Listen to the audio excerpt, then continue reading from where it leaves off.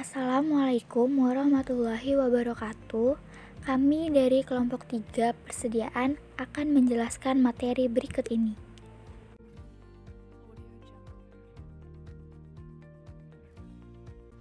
Saya Hairiyah akan menjelaskan materi berikut ini. Pengertian persediaan menurut Ikatan Akuntan Indonesia, persediaan adalah aset. Yang pertama, tersedia untuk dijual dalam kegiatan usaha normal. Yang kedua, dalam proses produksi atau dalam perjalanan.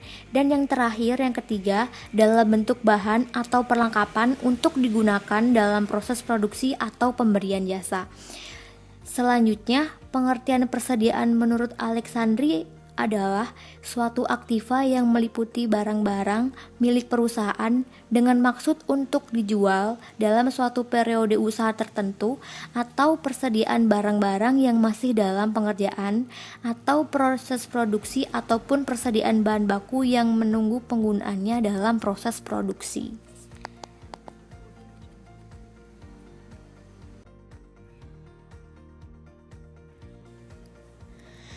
Kemudian, pengertian persediaan menurut Sartono mengatakan bahwa persediaan umumnya merupakan salah satu jenis aktiva lancar yang jumlahnya cukup besar dalam suatu perusahaan.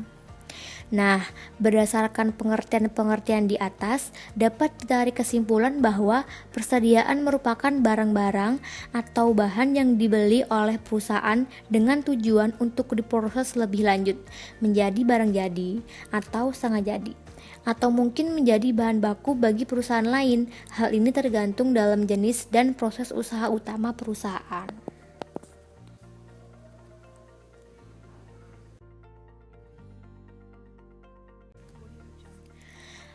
Kemudian, pengertian pemeriksaan akuntansi persediaan atau audit persediaan adalah merupakan bagian dari aset perusahaan yang pada umumnya nilainya cukup material dan rawan oleh tindakan pencurian ataupun penyalahgunaan.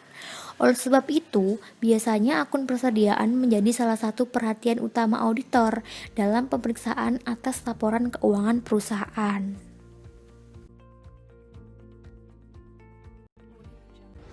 Saya Karina Apriyati Putri akan menjelaskan materi berikut ini. Tujuan audit persediaan. Yang pertama adalah existence, yaitu meyakinkan bahwa semua persediaan yang dicatat benar-benar ada pada tanggal neraca.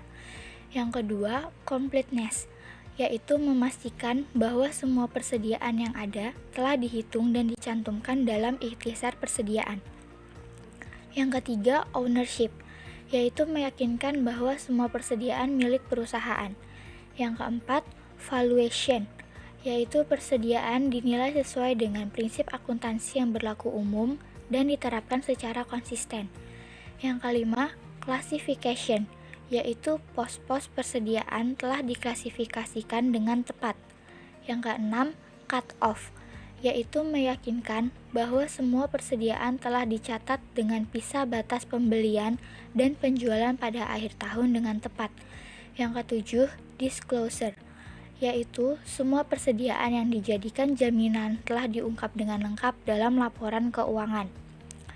Yang terakhir, yang ke-8, yaitu mechanical accuracy, yaitu jumlah rincian persediaan dalam kartu persediaan sesuai dengan buku besar.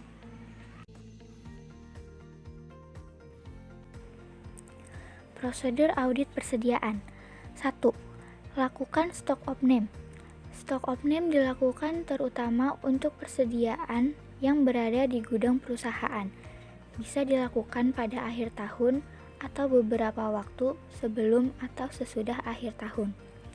Yang kedua, lakukan observasi atas stock of name dengan mengamati kembali hasil perhitungan fisik persediaan yang dilakukan. Ketiga, lakukan peninjauan ulang terhadap konsep persediaan, yaitu dengan memeriksa unit price dari persediaan, periksa ada atau tidaknya barang-barang yang rusak, dipakai, atau hilang. Kemudian memeriksa cut-off penjualan dan cut-off pembelian. Lakukan juga rekonsiliasi jika stock opname dilakukan beberapa waktu sebelum atau sesudah tanggal neraca. Yang keempat, buatkan laporan hasil akhir stock opname, yaitu dengan membuat kesimpulan dari hasil pemeriksaan persediaan dan buat usulan adjustment jika diperlukan. Yang kelima, adjustment persediaan. Lakukan penyesuaian persediaan dari usulan yang diajukan dan ditentukan kebijakan penyesuaian persediaan dari hasil stock opname yang akan dilakukan. Yang keenam, periksa apakah penyajian persediaan di laporan keuangan sudah sesuai dengan prinsip akuntansi yang berlaku umum di Indonesia.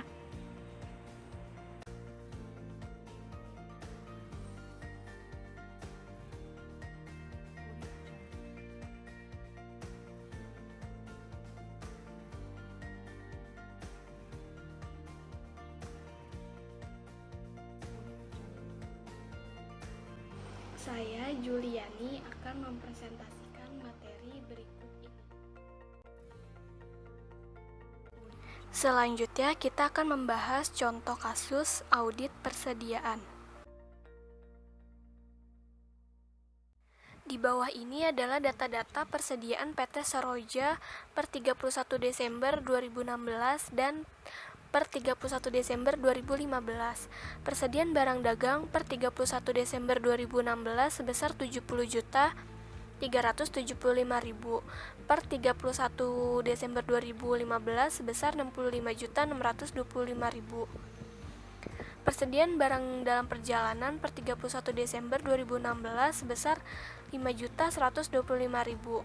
Per 31 Desember 2015 sebesar 5.375.000. Kesalahan-kesalahan berikut terdapat di dalam pencatatan perusahaan yang ditemukan oleh Anda selaku auditor, yaitu sebuah investor toko dengan harga perolehan 750.000 yang diterima pada tanggal 29 Desember 2016. Karena kekhilafan dimasukkan ke dalam persediaan barang dagang per 31 Desember 2016. Sebuah faktur pembelian barang dagang dengan harga 300.000 bertanggal 29 Desember 2016 telah diterima dan dicatat oleh perusahaan ke dalam rekening persediaan barang dagang per 31 Desember 2016, tetapi barang dagangan itu baru diterima pada tanggal 4 Januari 2017.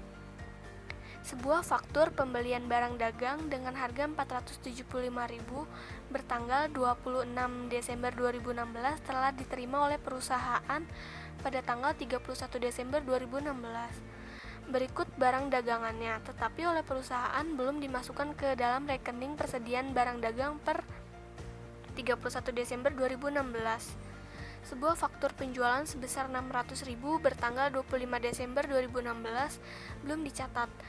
Barang tersebut telah dikirim dan diterima oleh pembelinya pada tanggal 31 Desember 2016.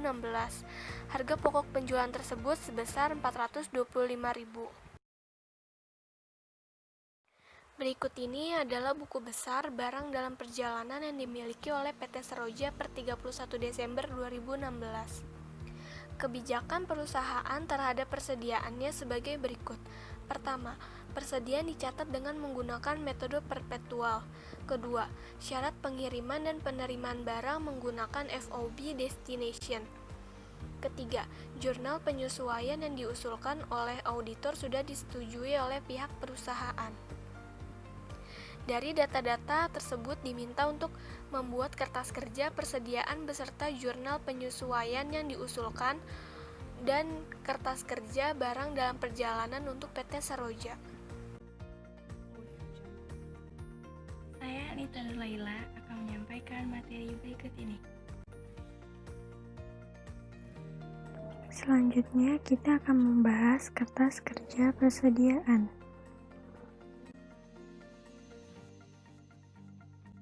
Berikut ini kertas kerja dari PT Seroja.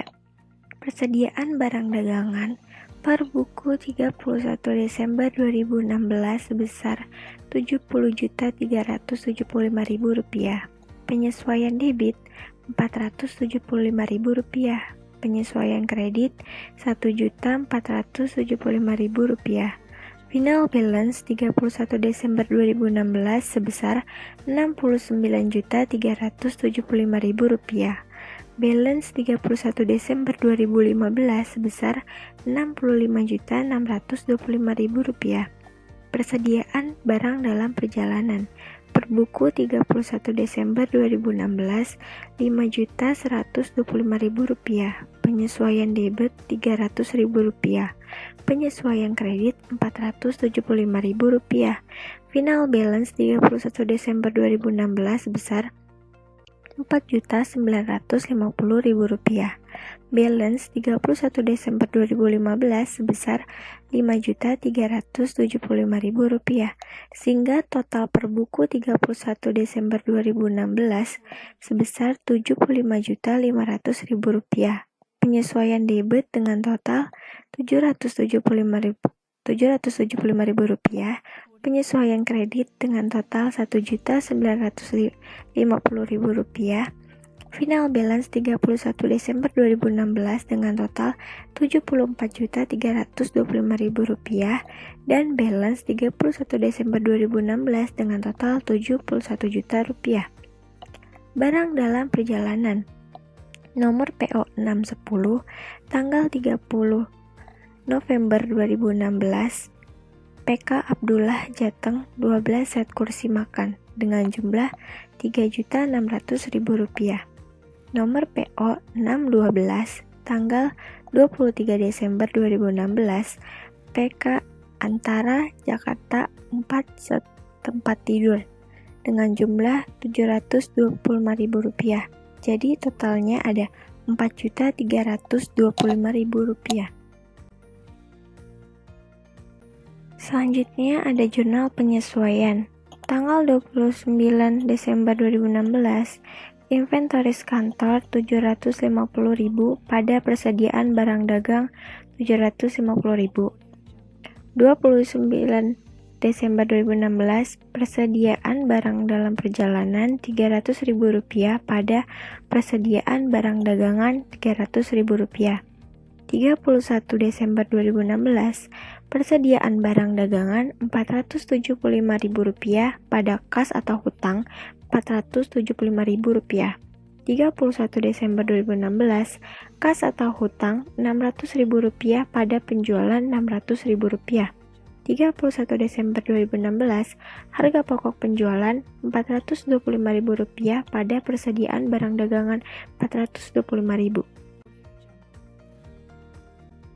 Kesimpulan, mengingat besarnya risiko yang dapat muncul dalam sistem persediaan, maka perusahaan berusaha merancang pengendalian intern yang efektif di setiap sistem persediaannya. Pengendalian intern yang tercipta sangat penting bagi perusahaan yang laporan keuangannya harus diaudit oleh angkutan publik. Pengendalian intern ini selain mempengaruhi keandalan informasi juga akan mempengaruhi luasnya lingkup pengujian yang dilakukan oleh angkutan publik, khususnya pengujian substantif yang tergantung pada pengendalian intern yang didesain dan diterapkan oleh klien. Selain itu, struktur pengendalian intern yang efektif akan sangat mempengaruhi risiko pengendalian yang harus diterapkan oleh auditor dalam mengaudit laporan keuangan kliennya dan banyak bukti yang harus dikumpulkan serta prosedur pengujian substantif atas saldo perusahaan klien.